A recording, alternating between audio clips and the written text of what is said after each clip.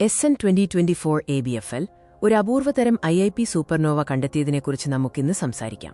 Chinese academy of സയൻസസിലെ CAS ശാസ്ത്രജ്ഞർ SN2024 ABFL എന്ന core collapse type IIP സൂപ്പർനോവയുടെ ഉത്ഭവത്തെക്കുറിച്ച് പഠിക്കുകയാണ്. CASലെ ലുഹാൻലിയുടെ നേതൃത്വത്തിലുള്ള സംഘം SN2024 ABFLനെക്കുറിച്ച് കൂടുതൽ വിവരങ്ങൾ നേടാനായി നിരീക്ഷണങ്ങൾ നടത്തി. ലൈജിയാങ് 2.4 മീറ്റർ ടെലിസ്കോപ്പും സിംഗ്ലോങ് 2.16 മീറ്റർ ടെലിസ്കോപ്പും ഉപയോഗിച്ചാണ് പ്രധാനമായും നിരീക്ഷണങ്ങൾ നടത്തിയത്. സൂപ്പർനോവകളെ അവയുടെ പ്രകാശവക്രതയുടെ ലൈറ്റ് കർവ്സ് അടിസ്ഥാനത്തിൽ ടൈപ്പ് 2 സൂപ്പർനോവ SNII എന്ന് വർഗീകരിക്കുന്നു. പ്രകാശവക്രതയുടെ അടിസ്ഥാനത്തിൽ സെന്നികളെ രണ്ടായി തിരിക്കുന്നു: ടൈപ്പ് 2 ലീനിയർ സെന്നി IIL, ടൈപ്പ് 2 പ്ലാറ്റോ സെന്നി IIP. ഒരു സാധാരണ SNIIPയുടെ പ്രകാശവക്രതയിൽ പരമാവധി പ്രകാശത്തിന് ശേഷം ഏകദേശം 100 ദിവസം നീണ്ടുനിൽക്കുന്ന ഒരു പീഠഭൂമിയുണ്ടാകും.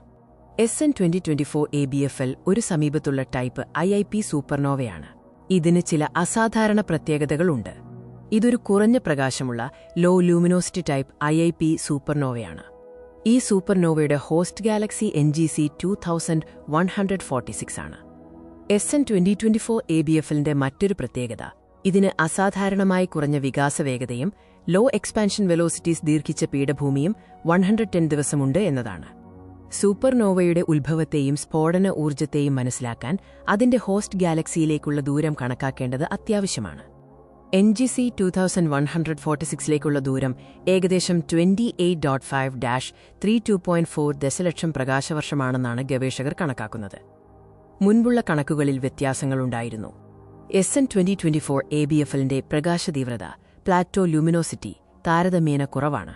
കുറഞ്ഞ പ്രകാശമുള്ള ടൈപ്പ് IIP സൂപ്പർനോവകളിൽ ഇത് ഏറ്റവും മങ്ങിയ ഒന്നാണ്. SN2024 ABFLന്റെ ചില ഘടകങ്ങൾ മറ്റ് ടൈപ്പ് IIP സൂപ്പർനോവകളുമായി താരതമ്യം ചെയ്യുമ്പോൾ അസാധാരണമാണ്. റേഡിയോ ആക്റ്റീവ് നിക്കലിന്റെ 56 Ni അളവ് വളരെ കുറവാണ്, ഏകദേശം 0.002-0.004 സൗരഭാരം. അയൺ രേഖകളുടെ Fe2 വികാസവേഗത സ്ഫോടനത്തിന് 50 ദിവസത്തിനു ശേഷം ഏകദേശം 1200 km/s മാത്രമാണ്.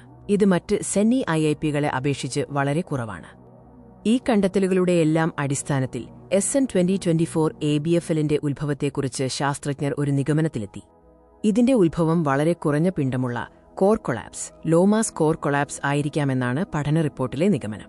പ്ലാറ്റോയുടെ നിറം, ദൈർഘ്യം, പ്രകാശതീവ്രത, സ്പെക്ട്രോസ്കോപ്പിക് ഗുണങ്ങൾ എന്നിവ പരിഗണിക്കുമ്പോൾ ഇത് കുറഞ്ഞ പിണ്ഡമുള്ള കോർ കൊളാപ്സ് ഉത്ഭവവുമായി പൊരുത്തപ്പെടുന്നു.